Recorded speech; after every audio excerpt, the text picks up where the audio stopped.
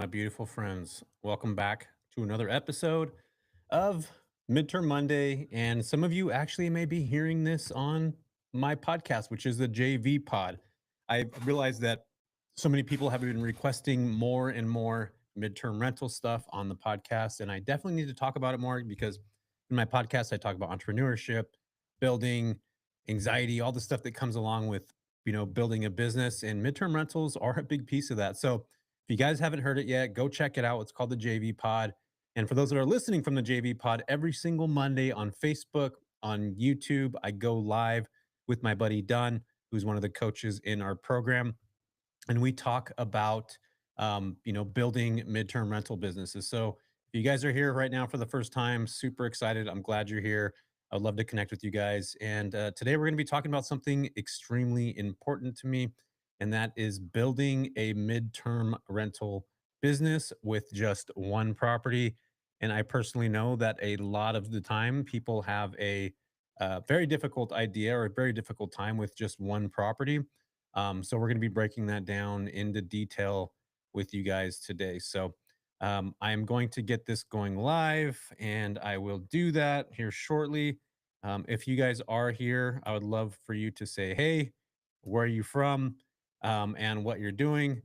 And that would be really helpful for us. If you are recurring here, say, what's up? Welcome back again. So excited to do that, or excited to jump into this with you guys. I'm going to close this out and jump right into this right now. Okay, cool. So, you guys, I have some notes for myself. I'm going to continue to follow them. This helps me stay on track, and it definitely allows me to answer questions that you guys may have as we're moving along with this. So, again, if you guys are here right now for the first time, super stoked you guys are here. So, today is going to be about how to start with one unit and what you actually should be thinking about with your midterm rental. In fact, when I first started talking about midterm rentals back in 2020, I'd tell people if you don't have 5 units, you would never get noticed. I've since then retracted on that. I don't believe that anymore. I started my business in 2015 with one property, just like many of you guys today. And that one unit gave me concept, and it actually taught me how to operate like a business. And that actually became my launch pad.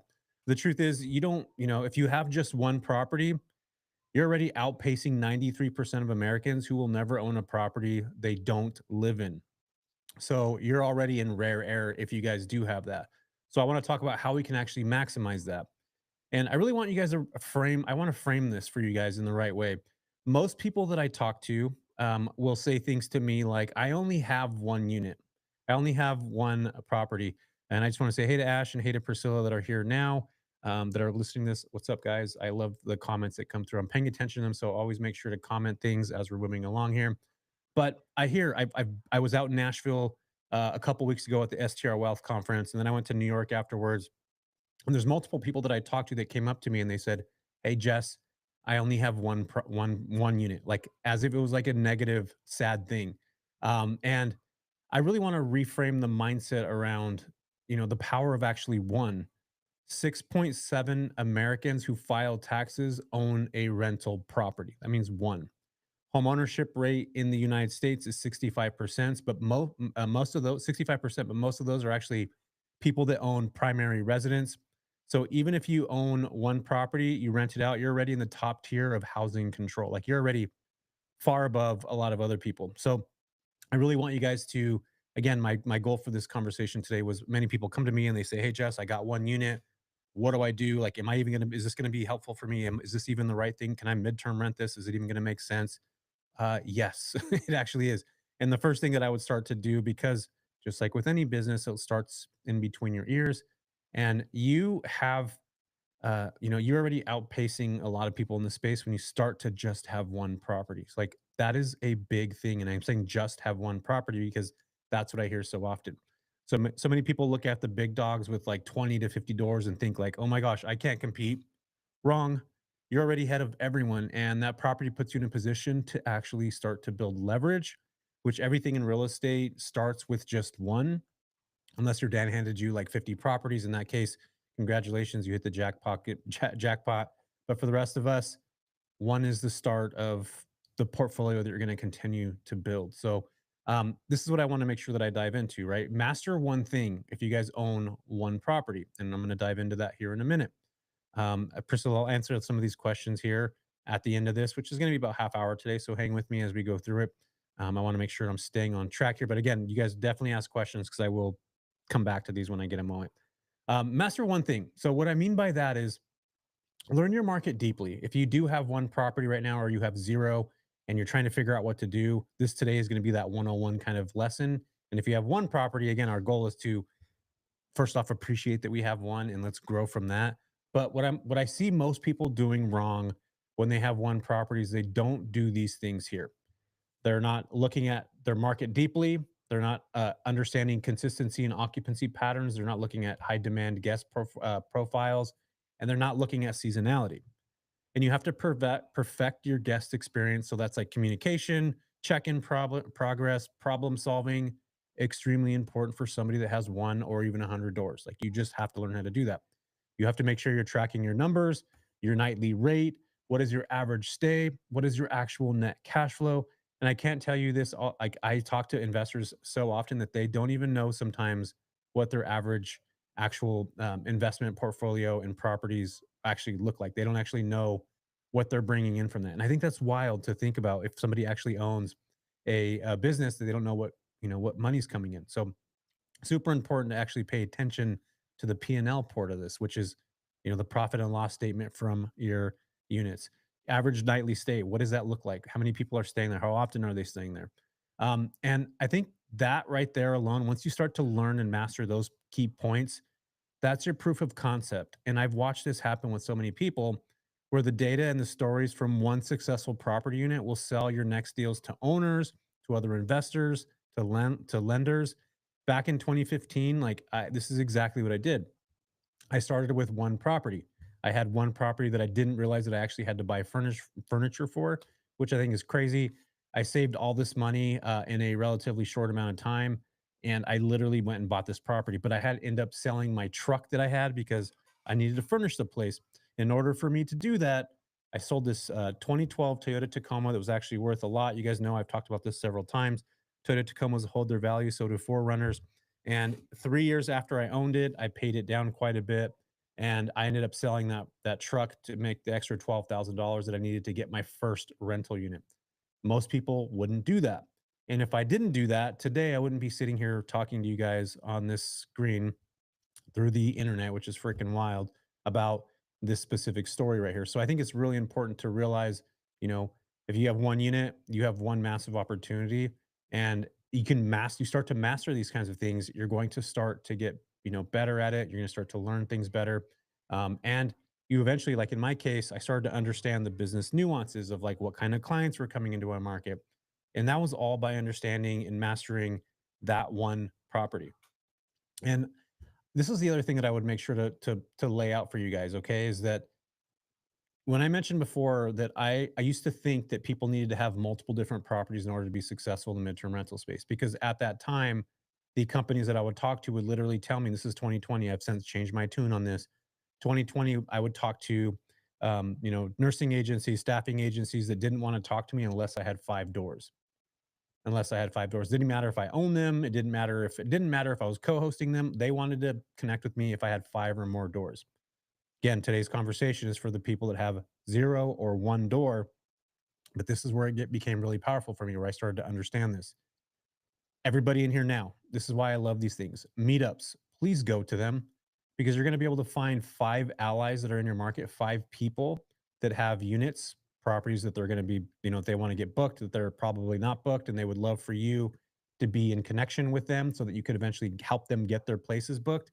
And I think at the end of the day, you can connect with these people. They're property owners, realtors have these, relocation agents, insurance adjusters. You want to make sure that you start connecting with those people. And after you get those 5 allies of 5 different people that you connect with, you have to start to realize that they're not actually competitors. They're actually collaborators who are going to help you build your midterm rental business. So what I mean by that is, you're going to start to connect with these companies. If you just have one home, and this is one of the big problems I see with a lot of people that are starting off today, they will talk to a relocation company, they'll talk to a travel nursing agency, and they'll say, I have one property, this is the one place, and they'll just keep pushing their home, my home, my home, my home, my home, my home. And they're not actually paying attention to what that company needs. And I'm going to dive into what that means here in a minute. But the other thing too is when you start to connect with other people in your market, you start to bring variety into your network. And what I mean by that, that means people have studios. You might connect with somebody who has a studio. You might connect with somebody who has a one bedroom. You might connect with somebody that has a 20-plex and they have five of those that they're turning into midterm rentals. They're all going to be in different neighborhoods with all different zip codes. So the more problems you can solve for your clients, that's the way to start to do it. Is like you're now bringing a network of people that you've connected with either through this platform, through my lives, through the free Facebook group, which many of you may be on now watching this. And the day that I realized my network was, was my inventory, that actually changed everything. Five solid relationships you can make, can make one property feel like 10. So I think that that is what's so valuable about what we do in this space. That as you start to actually build a business, which I'm going to get into right now, what that looks like, you start to realize that you do connect with other people who are going to help you actually build your business. Not everybody's going to be headhunting, going after these companies. Like you are that person that does that. There's a lot of landlords, which I've heard people coin the phrase lazy landlord. I'm doing this with like air quotes because they're just listing on platforms. They're waiting to get booked. And that's kind of their MO. They're busy. They got things going on. They're lifestyle investors. They don't care about chasing and actually creating a business. Good for them. That is not what we want to do here. We want to actually build a business that we can actually start to create opportunities for ourselves and other people, employ people and start to actually send these referrals to other people, which I think is such an amazing piece of this puzzle, you guys. It truly, truly is. But again, you have to start to think like a business owner, and that's where most people get stuck. So keep a P&L. This is super important for you guys. What does this actually mean by what is a business owner? I can't tell you how many times I've talked to investors that I'll literally go to and be like, "Hey, what's your average cash flow on your property?" And they're just like deer in the headlights. They're like, what? Have you guys seen that millennial stare that's out right now? Have you seen on it's been trending on Instagram where people or TikTok, people will say like that millennial stare where it's just like that's the look that I get. And they're not even millennials, which is freaking wild. So pay attention to that because again, P&L is going to keep you up to date. And as you start to bring more clients in, or you start to add more people to your co-hosting properties, or you start to add more people to your actual network of, hey, Jess, I have a property on 123 Main Street. If you get it booked, I would love for you to help me do that. I'm going to be headhunting. I'm going to be going after these companies trying to find them. So P&L is going to be very, very important. Budget for marketing. This is another big piece of the puzzle. I don't think people realize when you start a business, which again, if you're just listing on a platform like Airbnb or Furnish Finder, you don't actually own a business. It's just a side hustle that's not an actual business.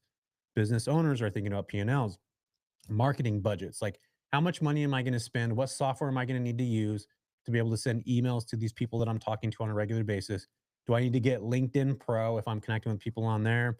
Um, what does it look like for me to obviously build something like this? If I get a referral from somebody else, do I pay them a referral fee? Or if I send somebody a referral, like, am I going to be paying those kinds of things? You have to make sure that you're thinking about those things.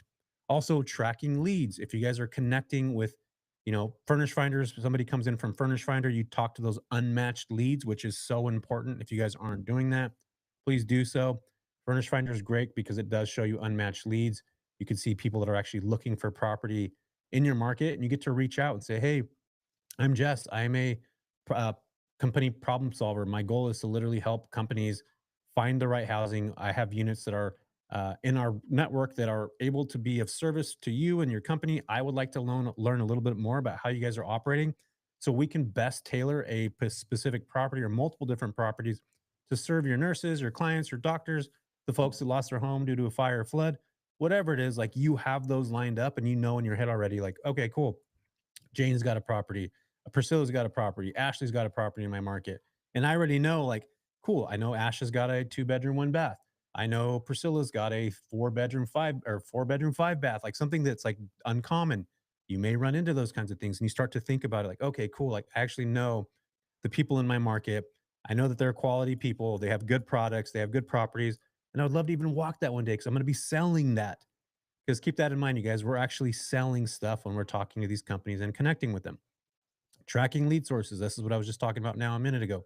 If you talk to somebody on Furnish Finder, put that in a Google sheet. Talk to Miss Smith, travel nurse. Her email is 123 Miss Smith, whatever it is, at yahoo.com. like actually start to track these folks so that you have a Rolodex of emails that you can actually start to connect with people, even if they're there already, even if it's been 6 months later. You can start to ask things like, hey, if anybody comes back to the Santa Cruz market again, I would love to be able to help you. In fact, we give referral fees. So if you send somebody to our space that stays for more than 30 days and or maybe more than 90 days, you can get a referral fee. This is what we do. It helps us build our business. You've already stayed here before. So your past clients, the clients that you are going to meet in the future, folks that connect with you on Airbnb, start asking questions to start getting information about who the companies are they work with, what they do, why they're on assignment, where are they going next. You guys can do all that. You can start to track those lead sources. And you can also do that in free Facebook groups, right? We've seen it all before where people will have Facebook groups where it'll be traveling nurses or relocation or something like that, and you can go in there and start to message people and connect with them. You have to track those. That's what a business owner does. You need to track how many people are coming in, how many emails are going to be very, very important as you continue to build this part of the business, that you're actually tracking those emails. And just like many of you, you get an email from me from my newsletter. I send an email out. It's like, hey, this is what I have going on. In fact, this week you guys are going to get a newsletter from me that's I wrote myself about a property I bought in Santa Cruz, the hat I'm wearing right now. I literally just got back from there. And this property was one of the biggest nightmares on the planet. I'm going to be talking about lessons that I've learned from that property so that you guys don't have those problems. But what I'm trying to say is that in the same way that I market to you guys, that you guys are connecting, you're doing that exact same thing with every single person you're talking to, with every company you're talking to. And there are two separate buckets on how you actually connect with them. And the more people that you connect with, the likelihood of having a conversion, which is a sale, continues to go up. And I was actually reading something on about this over the last several months that when people connect with you, sometimes it could take up to 3 months for them to actually buy something for you, or 7 touch points. So I want you guys to think about that. And this is again where most people that aren't business owners aren't actually thinking about this. And if people that are on Airbnb and Furnish Finder are absolutely not thinking about this because the business is coming to them, as a business owner, you have to start to think about the buckets of types of clients you have, how they're operating, where they're at, how they connect. And if you just think about just those 7 touch points that you need to have before somebody buys something from you, which could be staying at your property or sending you a referral or using you for the first time, you guys, 7 touch points. That's the average for somebody to break in. So if you guys aren't reaching out to people right now, very, very important. You have to be doing that 7 times. Something's got to go through. It doesn't matter if they don't respond to you. That's the part of marketing. That's the part of connection. That's the part of just continuing to, reach out to them. And I think again, as long as you're not bothering people and you're coming in with value, super important, right? That's like one of the most important things. So track your leads and always be thinking about a sales pipeline. This is important. This is what I just talked about a minute ago. In fact, I just had a discussion with a friend today about this, that everything that we do in our midterm rental businesses, like if I'm reaching out to somebody new today, a new client, a new, I just got a name for a new person that works at CRS. I'm going to start to reach out to them to connect with them, or ALE Solutions. Think about those 7 touch points. That could be 2 months if I'm sending an email a week. So think about that. Everything you do today is going to pay you back in the next 3 months. And so many people are waiting to get paid today because they send an email, they talk to somebody on the phone. The likelihood of that happening right away is very small. But the likelihood of you continuing to do this for the next 90 days, sending out an email every single week, again, we go back to the 7 touch points, the likelihood of you getting something that converts in 3 months from now is high. But most people will stop after doing this for 1 or 2 weeks and they don't get responses back. Nobody responds and nobody will connect with them. They're not picking up the phone and dialing, and they give up. And that's part of where I see people that are falling off of this. You have to think about it longer term. It is a business. And again, if you're not putting those pieces together to understand those things, you have to, like, you just have to do it. The other piece of this puzzle is always be thinking about sales pipeline. I talked about the operations and systems and client retention, like people that you talk to now, that you connect with, that are staying at your property now. Where are they going to be going next? Are they going to somewhere in Florida? This is the beautiful thing about being on Facebook and having groups like this. I can say, hey, I just connected with somebody. They've stayed at my property for the last 3 months. They're going to be going to Florida, in Saratoga, or wherever, Miami, Florida. Who's got property out there that I can refer them to? I want to keep ownership of this company. I'm going to keep my connection with them, but I just need somebody that has houses that I can send this to, or apartments, or whatever it is. that this is the rate they're looking at, and I would love to get a referral fee for doing that because you guys are doing work. You're connecting one person to another. People will give you referral fees if that works. And again, you have to be thinking about those things. That's part of the client retention. That's part of operational systems. You have to be thinking about those things. And again, going back, most people just don't do that. In fact, when I start talking about this stuff, a lot of people will tune out because they're just like, yeah, I don't really want to do that. It's too much work. Yeah, I get it. It is too much work and it's not for everybody. And that's what needs to be thought about. Most people that have one unit, they don't think they're running a business. And that's why they stall. The operators who actually treat it like a business, even with one door, I've literally watched this because I've coached so many people in this space. They'll start to scale faster because they're already operating with that mindset from day one. And more properties that they end up picking up, it actually becomes easier than it does with just 1 to 3 properties. I'm telling you guys, it sounds kind of counterintuitive. The more properties, the more difficult it gets. It's not true. The more properties that you add, the easier it actually gets because we just talked about that. You have sales pipeline already. You have operational systems together. You know about your client retention. You know about what your P&L is. You know what these markets are going to do. You know, you're starting to gather more emails. You're starting to connect with more people. So it actually gets easier as you start to grow. And that's where, again, where most people just don't give it enough time. They give up too fast before they'll actually get the results on that. It's something I've been watching now for so many years. In fact, many of my students that are the most successful will continue to push forward no matter what, even when things get difficult. And those are the people that always end up winning at the end of the time because they're sitting there understanding the aspects of what the business takes and actually taking ownership of that and working in those processes on a daily basis. And that's the big thing. Like that's really what it goes back down to. Part of this, the other piece of this puzzle too, is be a connector, not just an owner. And I think this right here is by far one of the greatest and one of the things that I teach the most about in Air Venture Academy, which if you guys aren't aware of this, Air Venture Academy is an academy that I put together for people that are just like you right now that have 1 to 20 to 30 to 40, bunch of units. But I teach people how to go after these companies, how to start to build scale systems, how to put together, the pitch decks and the templates and how to actually start to operate like a business owner. And the thing with midterm rentals, it's easy to fall into. It's an easy thing to do, but to treat it like a business is a whole other thing. And thankfully enough, I've been around so many other operators who have joined this program, which we have over 600 people that are in it now. And every single person that wins has this one trait in common. They're a connector. They're not just an owner. So they actually use their network to place guests in other properties that they don't own. In fact, like that's one of the things, if you guys are able to come into this business and say, I want to learn how to be a connector, almost like a wholesaler, you're just like connecting person A to person B, and you earn a replacement fee, $300 to $500 per booking, and maybe it could be more than that or less, a percent of whatever it is, 10%, whatever margins are there, you're now putting yourself in a position to be a housing solution provider and not just a host. And I've watched people that don't own property. In fact, there's a gentleman named Ruben who was in my program who didn't own a property. His back was against the wall. He lost his job, was trying to figure things out, came into the summit one year, joined our program, and literally 1 year later is pushing $1 million a year. Like that's freaking insane. And what did he do? This exactly right here. He became a connector. He started to actually focus on building connections and referring one person to another that had a property. And he positioned himself as a housing solutions provider. And it's not just Ruben that's had this. We've had multiple students that are similar like you guys, where they're either have properties that are not getting booked or they're just trying to figure out the business.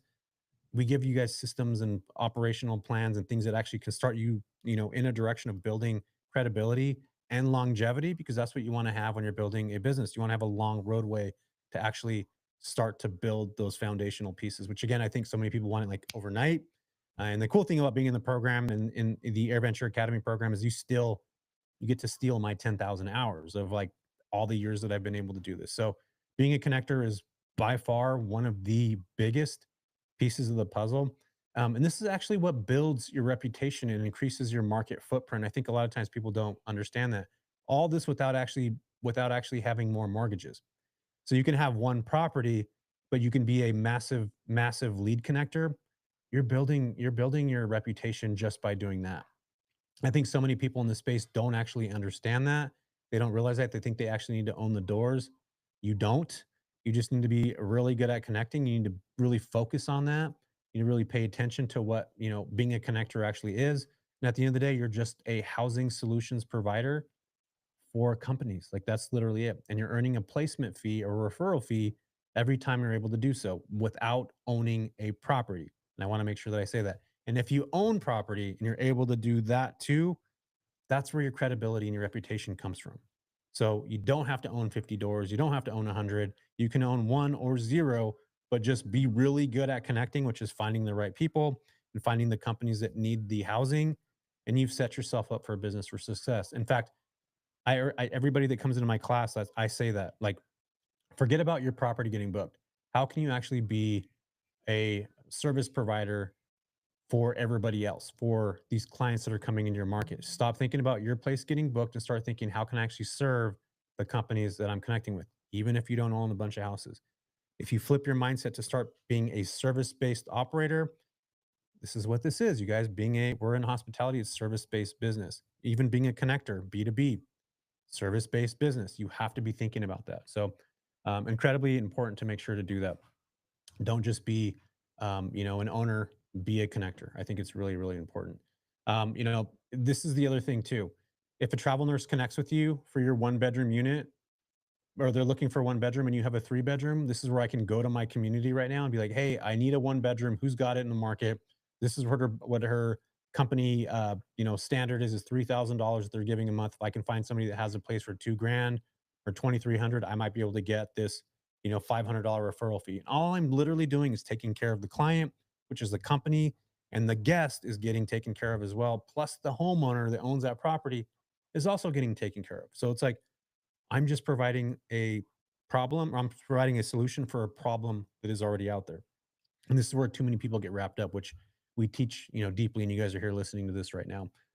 You place them in your network of partners that have 1 bedrooms. Like that's what it's all about. And as I mentioned a minute ago, they get paid, the clients get housed, your partner gets filled. Like that is exactly the like reciprocity that you need to make sure that you're thinking about as you're building this business. Like it's that give and take. And it's so, so important as you start to build up. The other piece of this puzzle is building the muscle. And what does that actually mean? Networking. You guys, I can't tell you this enough. And I used to hate when people were like, go network, go do this, go do that. Most irritating word on the planet. But what I realize is networking teaches you sales and negotiation. You're able to connect with other people where they're just like, hey, my property's $3,000 a month. Well, this client that I'm getting, their budget is, 3,500 or 3,300. Is there any way you can negotiate these rates down? Is there any way you can work together? Like, I will start to send you more clients, but I need you to start to bend these rules a little bit. What's your lowest price point that you can go to? And you start to actually like negotiate the deal flow with the landlord of these people that are, your allies that are in your market. There's a big muscle that comes from that. And I can't tell you that the more that you use it, the better you're going to get at negotiating your price. And one of these days, I'm going to have another call like this where we go into negotiation tactics and the best ways that I've seen it work and how you can actually be a lot more helpful for people, even if you're asking for less for that property. There's a lot of different things you could do, but that again, that networking piece helps you with sales and negotiation massively. Managing inquiry teaches you how to market. This is inquiries teaches you how to market. So as you start to get out there, you'll start to connect with people that need a 1 bedroom house or that need this or so forth, so on and so forth. It teaches you that you need to make sure that you keep emails, that you need to make sure that you're marketing directly to the people that you're connecting with, even past guests, even somebody that comes from Airbnb that's staying with you for 5 days right now. Why are they here? What are they doing while they're here? Are they working for somebody? Is there multiple people they're with? How long are they going to be here for? Do they normally stay for 30 days? Like you got to ask these kinds of questions. The other piece of this puzzle, which I think is important, is that coordinating with other owners teaches you operations. You guys, I can't tell you how many things that I still learn to this day. I've been doing this for a decade, for 10 years, but I still learn new things from new people that are in my program, even, or people that are outside of our program through our community, because we have a big Facebook group here. I learn stuff all the time. Like this is an ever evolving business. You're always going to be learning new things. Just because I've been doing this for a decade doesn't mean I know everything. Like I'm going to get little pieces from people that are doing certain things in a certain way, which this is what I love about these communities is that somebody can have a way that's going to be way easier on how they do bookkeeping. I would another otherwise never heard of it, but I talked to somebody and they give me this little information. I'm just like, genius. I would freaking love to do that. I'm going to try to implement that in my stuff. So you'll pick up little things that are so valuable by connecting and being in these kinds of communities like that, like this. There's just a lot to learn. And these are muscles that can let you handle more properties later without getting overwhelmed. I had a call a couple of weeks ago where I talked about burnout, where I see a lot of people that are getting burnt out and they don't have a lot of these things together. So these, when I talk about networking and managing inquiries and, it teaches you how to market, coordinating with other operators, teaches you some about operations.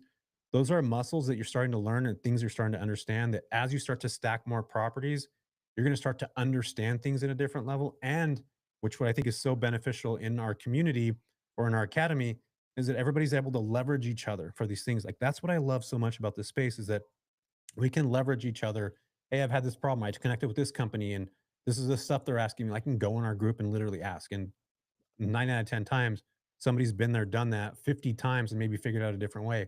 That's what I love about this. Like you guys, that happens to me all the time.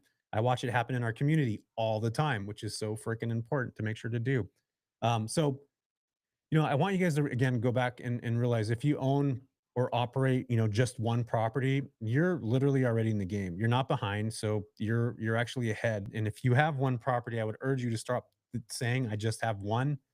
Every time I hear just have one, it really gets me. So the people who win aren't the ones that start with the most. They're the ones who actually treat what they're doing um, positively from day one. I think that's really an important piece of the puzzle. So you master that one, and then you connect with 5 operators that are operating in your market, and then you start to operate like a business, and then you become a connector in your market, and your first unit isn't even ready to start yet. Like, that's the foundation of literally every single thing, you guys. Like, I really can't stress that enough because it is such an important piece of the puzzle. So I'm gonna encourage you guys to start to think that way, start to understand that, to start to put those pieces together. And I mean, you guys are here to learn. There's, I don't know, 20 something people in here watching this right now, which is amazing. We're live, we're talking about these things. So you guys are already builders, you guys are already wanting to learn, which I think is fantastic. That's part of the foundation of continuing to grow. Okay, cool. So I'm going to go ahead and answer a couple questions here. Uh, Priscilla says, "Do you have a temperature range on your Nest thermostat? I just had to guess, crack it down to 67. I don't want them to freeze. It's 100-degree weather. Yeah, you're right around me. We're in Northern California, Priscilla, and it's hot out here. Yeah, I set our thermostats. The lowest they go is 70. But we do have fans that are in the house, like fans that actually blow a bunch of air out, not just these like little tiny baby fans are like this big. If you guys are watching this, but like actual legitimate big fans. We bought a bunch of them from Costco that are like the oscillating fans that work really well. So I make sure to bring those. Some people like to be cold. I love being cold. So like I turn down my AC down to 68 a lot often, but it's 100 degrees here. So yeah, definitely set a lock. At the end of the day, like it's your business. You guys get to operate how you want. And if you're in a market like mine or Phoenix or Arizona or some of these markets where it's really hot, you absolutely want to do that because some people will go down there and crank it down to 50. And then all of a sudden you got lines that are freezing out. You're paying, three, 4 grand to have people come out fixing stuff. Yes, please put a lock on that. I would encourage you to do that, Priscilla. Ulysses has a question here. I'm going to go ahead and answer this too. He says, let's see here, show on stream. Can I do that? Oh, cool. Here we go. Hey, Jesse, I'm a newbie here. Thanks for the community. Wait, hang on. Let me take this down. Newbie here. Thanks for all you do for the community. Opportunity for IO unit 2 bed, each 3K per month, fully rented cash flows. Does still MTR still make sense considering all the extra effort?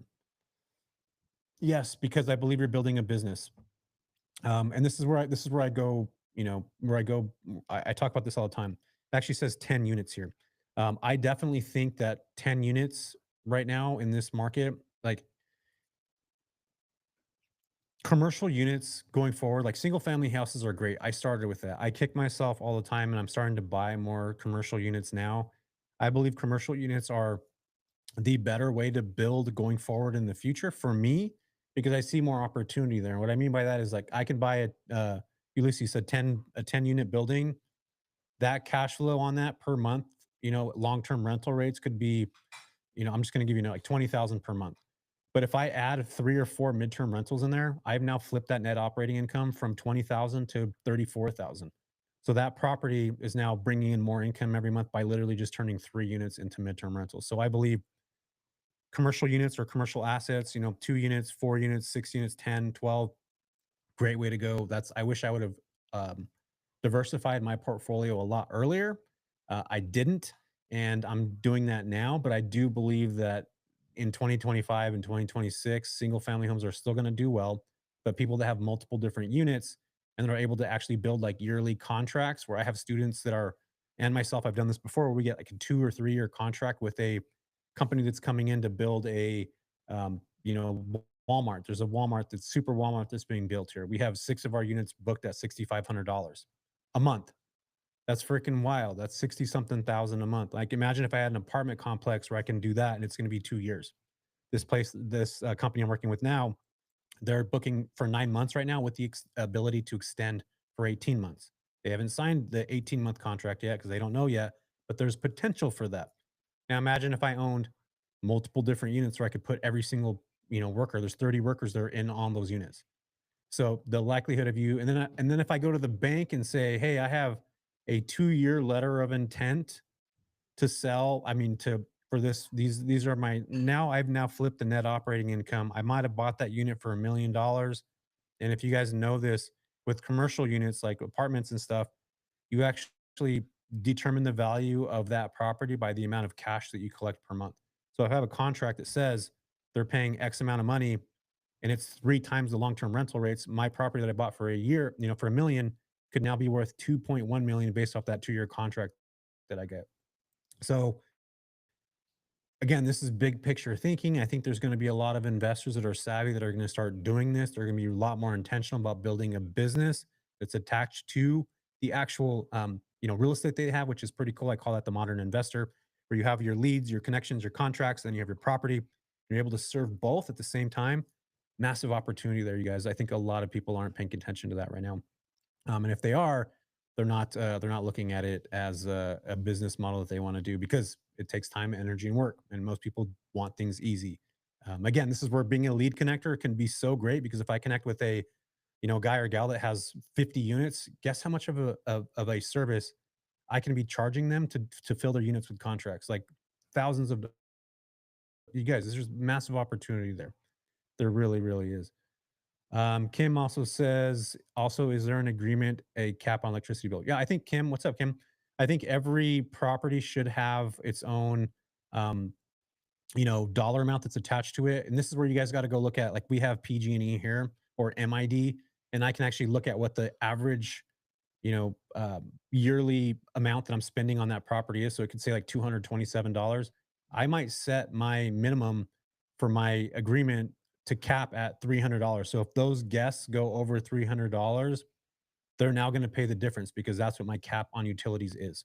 So I would urge everybody, if you're going to be having clients stay, that you do cap that, because sometimes you'll have people that come in, flip on every single light, like they got to pay the difference. You have an agreement that states you're going to only cover 300, and at the between the first and the fifth of every month, you screenshot your TID bill or MID or PG&E, whatever it is, and if it shows an overage, you send them a note and say, "Hey, this month we happen to use 500,000 kilowatts and it's $402. So we need to get paid the $202 within the next 5 days. By the 10th, this needs to be submitted." So, like, you start to put a standard together of what your property actually earns. That was a good question, Kim. Morgan says here, can we discuss MTR industry trends and market analysis? What tools, resources do you use? Yes, there is a massive amount of data that's starting to come through right now, Morgan, which is showing us a lot of, there's a lot of growth in a lot of different markets in multiple different ways. I use I use AirDNA and a company called Mashvisor, Mashvisor. And what that allows me to see is how much people are renting their properties for. But also, Morgan, don't discredit using Furnish Finder to just go in and look at what properties are renting for that are same and similar to what you're going to have. Don't discredit going on Airbnb and just putting in a 30-day minimum as searching as if you're a traveler, to see what pops up, how much those cost, and you're going to want to find 3 comps that are same and similar to what you are going to have coming to the market. And then a beautiful thing called ChatGPT or Claude or Perplexity or Grok or Gemini. You guys, if you're not using AI to figure some of these things out, you're also losing a lot, because I can literally go in right now, Morgan, and ask ChatGPT or Claude, "Hey, what markets are growing significantly right now that may need more midterm rentals?" Or, "I live in this market right now Can you tell me what the growth of this with midterm rentals will look like, or what companies are coming to this area that I could serve that are similar to Walmart or Amazon or something like that? And it'll actually start to do research for you, Morgan. And this is what's really good about Chat GPT and Claude and Grok and all these things. That it does deep research. You can actually click a little tool that will do deep research to allow you to see. It might take a few minutes, but it'll come back. It'll spit out a bunch of data that you can start to look at and be like, oh, cool.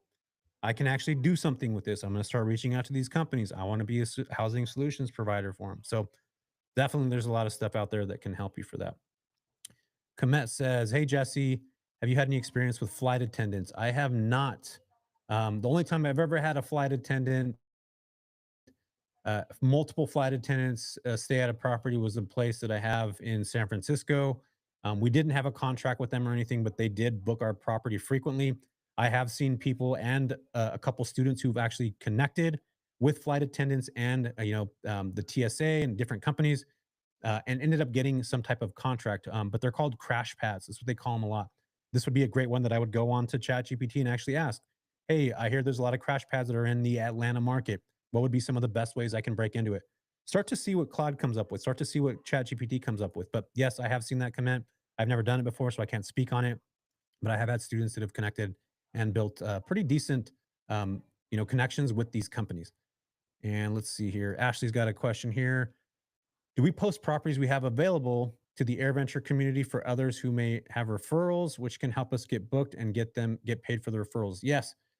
If you guys post in the free Facebook group, we have a lot of people like what I've mentioned right now. That what I do is like we'll search different companies and different places. This is why, again, I would urge you guys to go to meetups. And if you do connect with people, especially if they're like in my community, the AirVenture Academy community, there's a lot of go-getters there that are people that are searching to connect with companies and they need housing, which you guys all here have housing. Go to the free Facebook group and I would actually post that and say, hey, I have a property in this market, would love to connect with somebody in my market. If you are a connector, I would love to be part of your Rolodex or get in your Rolodex. A lot of times right now with what connectors are doing is they're just providing these like super long lists of all the people that are in their markets that have multiple properties or they have one. And as they talk to these companies, they're going to say, I have 20 units, I have 30 units, I have 40 units. And they're going to leverage you the second that they need to connect on something. So, Ash, I would definitely go back to the drawing board there and I would talk to, I would post, hey, how many AirVenture students are here to I'd love to connect with you guys, or here's what I have going on in my market, whatnot. So I encourage you guys to do that. I think that's an important piece of the puzzle.